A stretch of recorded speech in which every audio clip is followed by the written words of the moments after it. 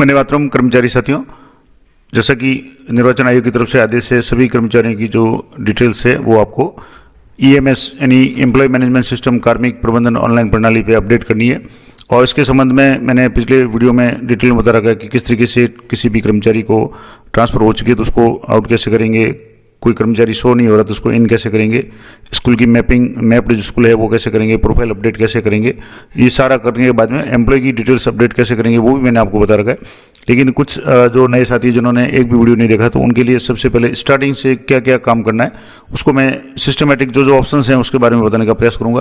तो सबसे पहले तो बात करेंगे ईएमएस जो पोर्टल है उस पर लॉगिन करने के बाद में क्या क्या काम करना है। तो जो इसकी वेबसाइट है election.rajasthan.gov. इस पर जाकर के या इसका सीधा जो लिंक है लॉगिन का, यहाँ से सीधा 103.203.136.40 इस पर ये और EMS 2026 इस पर क्लिक करके आप सीधे लॉगिन वगैरह हो सकते हैं।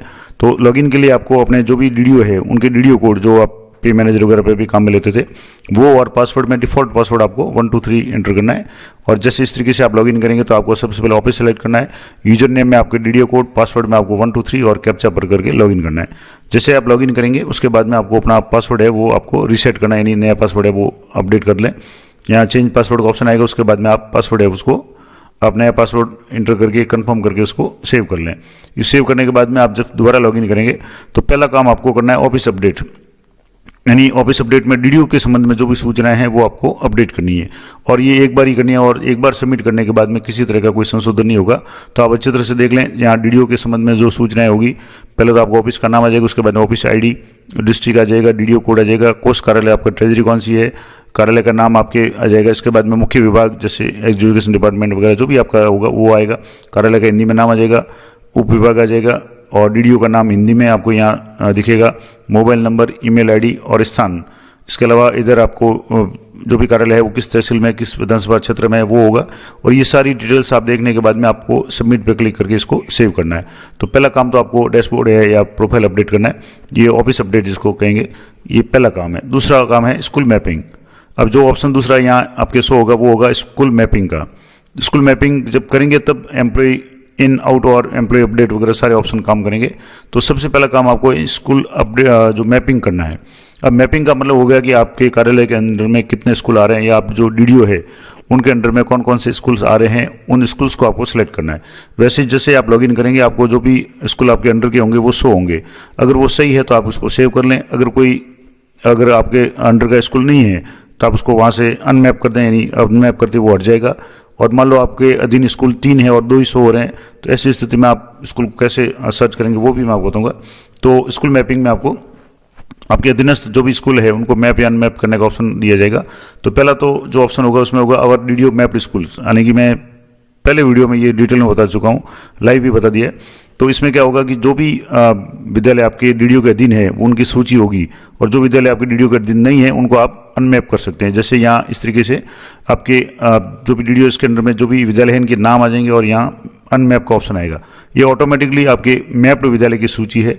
अब अगर सही है आपके अंडर में मान लो 4 ही विद्यालय है लेकिन मैप में 5 आ रहे हैं तो जो भी आपके अंडर में नहीं है उसको आप यहाँ से अनमैप कर सकते हैं।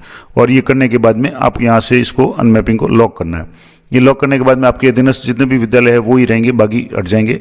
अब ये कंडीशन ये हो सकती है कि मान लो अगर कम आपके विद्यालय कम है और ज़्यादा शो हो रहे हैं तो उसको अनमैप कर लें, लेकिन विद्यालय ज़्यादा है लेकिन कम ही शो हो रहे हैं, आपके अंडर में मान लो 6 विद्यालय लेकिन 5 ही शो हो रहे हैं, तो जो अनमैप या नॉट मैप जो स्कूल है उसको आपको सर्च करना है। तो यदि आपके पीओ के अधीन है और वर्तमान में ईएमएस पोर्टल पे आपके अधीन प्रदर्शित नहीं हो रही है तो इस ऑप्शन से आप किसी भी विद्यालय को मैप कर सकते हैं। नहीं आपके जो विद्यालय अधीनस्थ है लेकिन इसमें शो नहीं हो रहा है तो उस विद्यालय को सर्च ऑप्शन से क्लिक करें और उसके बाद में उस लिस्ट में से उस विद्यालय को मैपिंग करके ऑप्शन करके उसको आप मैप कर सकते हैं। उसके बाद ही आप उसको लॉक करें।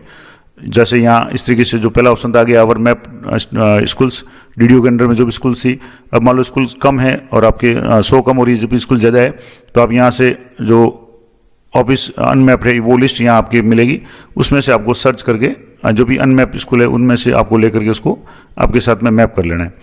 तीसरा ऑप्शन है office map other DDO code. अब मान लो ये भी हो सकता है कि इस ऑप्शन में वे विद्यालय आएंगे जो किसी अन्य डीडीओ के दिन मैप है और यदि आपके अधीन कोई भी विद्यालय है जो वर्तमान में प्रदर्शित नहीं हो रहा है और मान लो किसी दूसरे डीडीओ के अंडर में मैप है, तो सबसे पहले तो संबंधित पीओ से संपर्क करके उस स्कूल को आपको अनमैप करवाना पड़ेगा। जैसे यूडाइस वगैरह में होता है कि आप ड्रॉप बॉक्स में जब स्टूडेंट को डलवाते हैं तभी आप इसको पुल कर सकते हैं। तो इसी तरीके से जो विद्यालय आपके अंडर में है लेकिन अभी किसी तो और दूसरे पीओ के अंडर में मैप शो हो रहा है, तो आपको उस संबंधित पीओ से संपर्क करके उसको अनमैप कराएंगे और अनमैप करने के बाद आप उसको अपने डीडीओ के अंडर में मैप कर पाएंगे। तो ये मैपिंग स्कूल है, ये ज़्यादातर के पहले स्टेप में काम हो जाएगा। अगर पहले स्टेप में नहीं होता तो दूसरे में, और उसके बाद में नहीं होता तो तीसरे स्टेप से मिला करके आपको ये काम करना है और आपको मैपिंग है उसको लॉक करना है। जब आपकी मैपिंग लॉक हो जाएंगी तो आपके अधीनस्थ जितने भी विद्यालय होंगे उनके सभी के कर्मचारी एक साथ आपके डैशबोर्ड पे शो हो जाएंगी, उसका संख्या शो हो जाएगी। अब डैशबोर्ड से आप सूचना किस तरीके से शो होगी, तो यहाँ से आप देखेंगे तो टोटल एम्प्लॉयज शो हो जाएंगे। जैसे मान लो 126 एम्प्लॉयज 126 शो हो जाएंगे। उसके बाद में पेंडिंग है तो जैसे जो भी पेंडिंग है वो सारे के सारे शो हो जाएंगे। अब जैसे जैसे आप उनकी डिटेल्स अपडेट करेंगे, यहाँ पेंडेंसी कम होती जाएगी और कंप्लीट में आपकी संख्या बढ़ती जाएगी। और कंप्लीट 100% करना है, पेंडेंसी 0 करनी है, तभी आप लॉक कर पाएंगे। तो ये काम करना है। अब इसमें ट्रांसफर इन और आउट का ऑप्शन है, तो वो भी मैं आपको बता दूंगा। इसके अलावा जैसे ये 126 यहाँ जितने भी आपके शो हो रहे हैं उनमें से मेल कितने हैं, फीमेल कितने हैं वो शो हो जाएंगे, गेजेटेड कितने हैं, नॉन गेजेटेड कितने हैं वो शो हो जाएंगे। अगर बीएलओ वगैरह कोई पहले से है तो, नहीं तो आपको उनको मेंशन करना है, अपडेट करना है।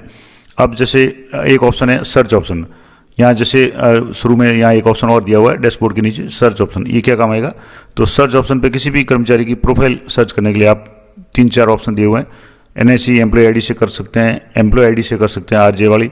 इसके अलावा नेम से सर्च कर सकते हैं, मोबाइल नंबर से भी आप सर्च कर सकते हैं। इसके अलावा बैंक अकाउंट का भी कई ऑप्शन दिया हुआ है तो शायद उससे भी कर सकते हैं।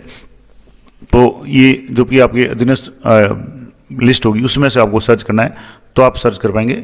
और अगर दूसरी विद्यालय से अगर आपको या दूसरे कार्यालय से आपको उसको इन करना है तो आपको ट्रांसफर इन का मॉड्यूल है वो काम में लेना पड़ेगा, जो मैं आपको आगे बताऊंगा।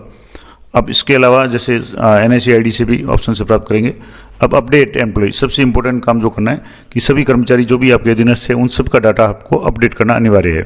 अब अपडेट में क्या क्या बातें होगी, समस्त जानकारी खास करके बीएलओ है या नहीं है, इसके अलावा मान लो वो डेपुटेशन पे है तो चलो कोई बात नहीं, लेकिन मेडिकल लीव पे है या उसकी डेथ हो चुकी है या रिटायर्ड है या और कोई किसी कारण से है, वो सारी सूचनाएं उसमें अपडेट करनी पड़ेगी। इसके अलावा बैंक डिटेल्स अपडेट करनी है और इपिक नंबर है वो अपडेट करना, चेक करना है या उसको वेरीफाई करना है।